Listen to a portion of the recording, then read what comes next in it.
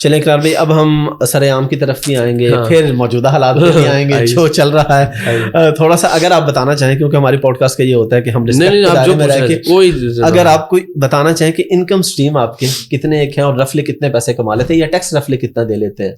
نہیں، میں سب سوال دوبارہ، پہلا جملہ کیا تھا سوال کا، کہ آپ کے انکم اسٹریم کتنی ہے؟ ہاں، یعنی اس کے علاوہ بھی آپ کا کوئی انکم اسٹریم ہے؟ نہیں، دیکھیے میرا سلسلہ شروع ہوا تھا، اللہ بھلا کرے، یہ جو ایک ریسٹورینٹ میں نے اچھا، وہ بالکل اللہ تعالیٰ کی ذات جانتی ہے کہ وہ ایک شوق کا معاملہ تھا، اس کا بزنس سے کوئی تعلق. پسند آپ کو بہت پسند تھی، لاہور کے میرے سارے احباب جانتے ہیں کہ میں وہاں جا کے جو ہے نا وہ اچھا، وہ ریسٹورینٹ کا جو ایک معاملہ تھا وہ سب احباب جانتے ہیں کہ میرا شوق کا معاملہ تھا، اس کا کاروبار سے یا آمدن سے کوئی تعلق نہیں تھا، اور جتنا عرصہ میرے پاس رہا میں نے اس کو شوق کے طور پہ چلایا. تو بزنس ہمارا ایک ریئل اسٹیٹ کا وینچر ہے، اس سے ہم الحمدللہ کر رہے ہیں. ایک دو چیزیں پائپ لائن میں ہیں، ان پہ کچھ کام ہو رہا ہے، اور الٹیمیٹلی ظاہر ہے ہمارا یہ میڈیا کا جو تعلق ہے جی الحمدللہ. لیکن جو ٹیکس کا معاملہ ہے جی، میں پچھلے کم سے کم 8 برس سے جی آن این ایوریج 1.5 کروڑ روپیہ صرف انکم ٹیکس سالانہ ادا کر رہا ہوں ماشاء اللہ. اور باقی ٹیکسز ظاہر وہ آپ جانتے ہیں، وہ تو ہر چیز کے اوپر ہی سانس لینے کے میں یہ ٹیکس ادا کر رہا ہوں. اس سے اب جو پڑھے لکھے لوگ ہیں وہ خود ہی اندازہ نکالیں گے کہ انکم کتنی ہے، رف ایک آئیڈیا ہو جائے گا. لیکن وہ اس میں یہ بتانے کی بات ہے بھی اور نہیں بھی. لیکن میں نے جنید جمشید صاحب سے یہی سیکھا کہ جو نیکی ہے، نیت تو اللہ تعالیٰ کی ذات جانتی ہے، اور جو میں بات کر رہا ہوں وہ میرا اور اللہ کا معاملہ ہے. لوگ اس کو جج نہ کریں تو زیادہ اچھا ہوگا. کہ جو جاہری نیکی ہے وہ سری نیکی سے زیادہ افضل ہے. یعنی جو آپ نیکی اعلان کریں اس نیت کے ساتھ کہ لوگوں کو اس کی ترغیب ملے. تو میری آمدن کا 40 سے 50% حصہ جو ہے وہ معاملات میں، یعنی لوگوں کے ساتھ جو ماشاءاللہ چیریٹیز وغیرہ میں الحمدللہ اللہ تعالیٰ کی ذات. کیونکہ ظاہر میں سوچتا ہوں کہ یہ وہی بات ہے کہ وہ اللہ کے دیے میں سے دینا ہے. میری کیا حیثیت اوقات تھی.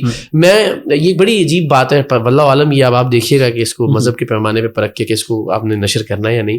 میں یہ سوچتا ہوں کہ پروردگار کی ذات اگر مجھے 20 سال پہلے کہتی کہ لے میاں اقرار الحسن، آپ کو یہ اختیار دیا کہ آپ اگلے 20 سال میں اپنی قسمت، یہ پیپر اور یہ پینسل ہے، آپ لکھ لیجیے، آپ لکھ لیں، چلیں آپ کو یہ اختیار. تو میں سوچتا ہوں کہ رب العالم نے جتنی نعمتیں، جتنی مہربانیاں، جس چیز سے مجھے نوازا ہے، میں خود بھی اپنا نصیب لکھتا 20 برس پہلے اللہ کے اذن سے. تو یہ نہ لکھتا، اللہ نے دے دیا جو اللہ تعالیٰ نے مجھے عطا کر دیا، جو میری ماشاءاللہ. تو اس صورت میں پھر آپ سوچتے ہیں کہ میرا پھر کیا ہے یار، جو تو جتنا آپ کام آ سکیں لوگوں کے.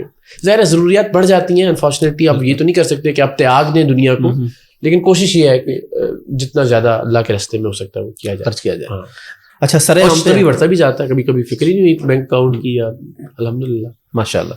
سر عام پہ آتے ہیں. ہاں، ایک کوئی ایسا پروگرام بتائیں جس کے بعد آپ کو لگا ہو کہ شاید کل میں دنیا میں موجود نہ ہوں. ویسے تو بہت سارے آپ کے، لیکن بہت واقعی مطلب آپ نے کہا نہیں یار، مجھے لگتا ہے کہ دوڑتے چلے آ رہے ہیں پروگرام، اس کل تو ختم کر دیں ہر پروگرام. آپ یقین جانیں، مطلب میں کیسے عرض کروں کہ میں آپ کو ایک مثال دے دیتا ہوں، اس سے آپ اندازہ لگائیے گا. ہم نے ایک اچار کی فیکٹری پہ ریڈ کیا، اور وہ اتنا غلیظ اچار بن رہا تھا، اور بڑے بڑے برانڈس کے لیے وہ ان کا ویئر ہاؤس تھا، اور وہاں پہ ہم نے چوہے مرے ہوئے دیکھے، اور وہ سارا ہم نے ریکارڈ کیا کہ وہ نیچے نمک ڈال کے گاجریں اور وہ جو آم ہوتے ہیں اور لیمو اور باقی میں نے دیکھا بڑا غلیظ قسم کا وہ. لیکن اس کا مالک جو تھا وہ ایک بس مناسب سا شریف سا آدمی لگا. میں آیا، اس نے کہا جی ہاں گندگی صحیح کہہ رہے ہیں آپ، بات تو ٹھیک ہے، مگر وہ ہمارے ذہن میں کبھی نہیں آیا. اور واقعاً سرعام سے پہلے کھانے پینے کی گندگی شاید ہمارے لیے، ہم تو کہتے تھے اور جتنے گندگی نہ ہوئے اتنے ذائقہ بھی نہیں ہوتا ہے جی. ہمارا یہ کڑائی گند ہمارے سامنے گندا پک رہا ہوتا تھا، ہم کھاتے تھے ریسٹورینٹس کے اندر. تو یہ شاید یہ مجھے لگتا ہے اللہ نے شاید ہم سے کام لیا کہ ہم نے، کہ یہ بھی گندگی بھی ایک پرابلم ہے اس معاشرے کا. تو اس نے کہا ہاں آپ تو ٹھیک کہہ رہے ہیں. یعنی وہ اتنا سادہ آدمی کہ اس نے مجھے کوئی لڑائی جھگڑا کچھ نہیں کیا. کچھ عرصے بعد وہ مجھے ملا اور مجھے کہنے لگا اقرار بھائی، اگر اس پروگرام کے آنر ہونے کے کچھ عرصے بعد 2-3 مہینے بعد آپ مجھے کہیں مل جاتے تو میں آپ کو گولی مار دیتا.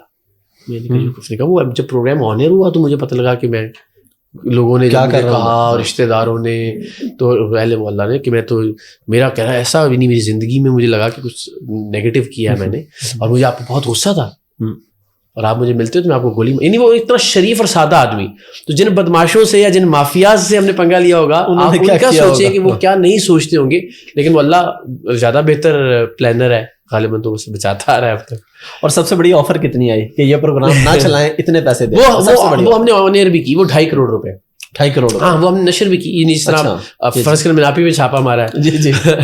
تو آپ اب اس طرح بیٹھے میں بعد میں شو ہو گیا ریکارڈ. بس یہ ہوتا ہے نا, وہ ایک ریکارڈنگ کے بعد پھر آپ جہاں بھی ہیں فرض کریں پولیس پہ یا کسی بھی جگہ, آپ الٹیمیٹلی ایک جگہ جا کے بیٹھ کے کرتے ہیں کہ جی بالکل کلوزنگ اس کی یہاں پہ ہو رہی ہوتی ہے. تو اس نے کہا, ہمارے خفیہ کیمراز آن تھے, تو اس نے وہ 2.5 کروڑ روپے تک گیا کہ آپ نہ نشر کریں تو میں یہ قیمت آپ کو دینے کی تیار. پھر ہم نے وہ ریکارڈنگ نشر بھی کی.